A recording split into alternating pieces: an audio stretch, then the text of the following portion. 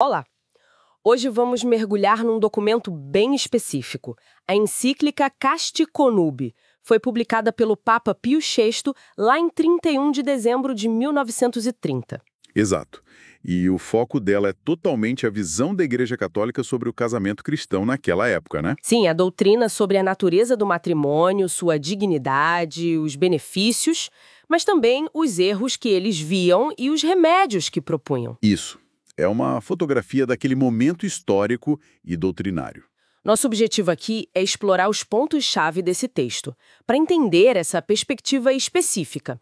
É uma análise do documento em si, vale frisar. Perfeito? Então, para começar, o documento já estabelece uma base fundamental, né? Que o matrimônio não vem do homem. Não, a origem é divina. Essa é a afirmação central, e que Cristo ainda o elevou a sacramento. Mas é interessante como ele distingue isso, a origem divina e as leis da instituição, da necessidade do livre consentimento dos noivos para cada casamento. Sim, o consentimento é essencial para o ato do casamento.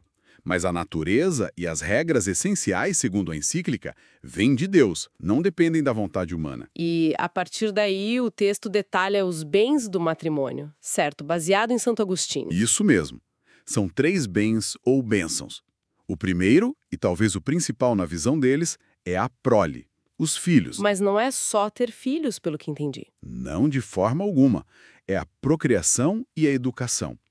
E uma educação bem específica, para formar adoradores de Deus, futuros membros da igreja. A formação religiosa é um dever-chave dos pais ali. Uma visão bem direcionada da procriação.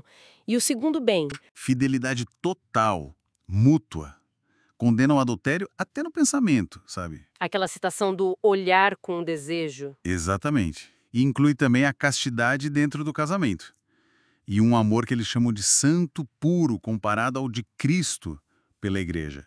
E é aqui que entra aquela questão da hierarquia familiar.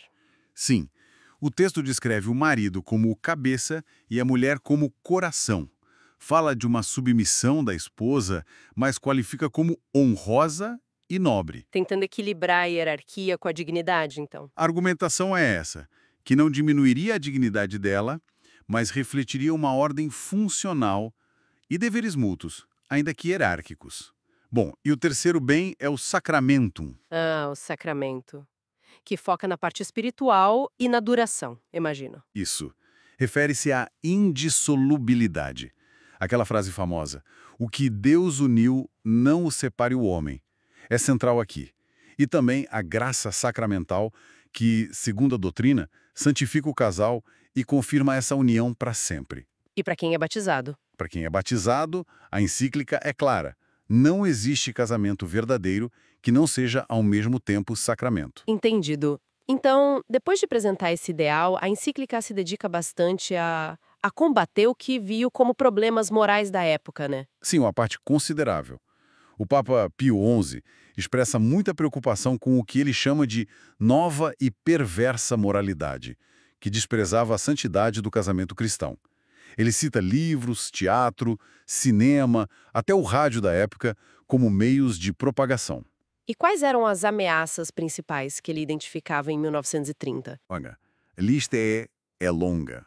Primeiro, a ideia de que o casamento fosse só uma invenção humana, um contrato civil que as leis poderiam mudar à vontade. Contrariando a base divina que ele estabeleceu no início. Exato. Depois, e com muita ênfase, a contraceção. Qualquer ato para evitar a prole deliberadamente no ato conjugal é chamado de intrinsecamente vicioso, uma ofensa direta à lei de Deus e da natureza. Ele até cita Onan da Bíblia. Uma linguagem bem forte, realmente. Mostra a gravidade que atribuíam. Sem dúvida. Aí vem a condenação do aborto, qualquer que fosse o pretexto médico, social, eugénico, é classificado como homicídio direto do inocente. Uma defesa bem explícita da vida desde a concepção. Com certeza. E também critica a eugenia, especificamente as tentativas de impedir o casamento de pessoas consideradas inaptas ou de esterilizá-las.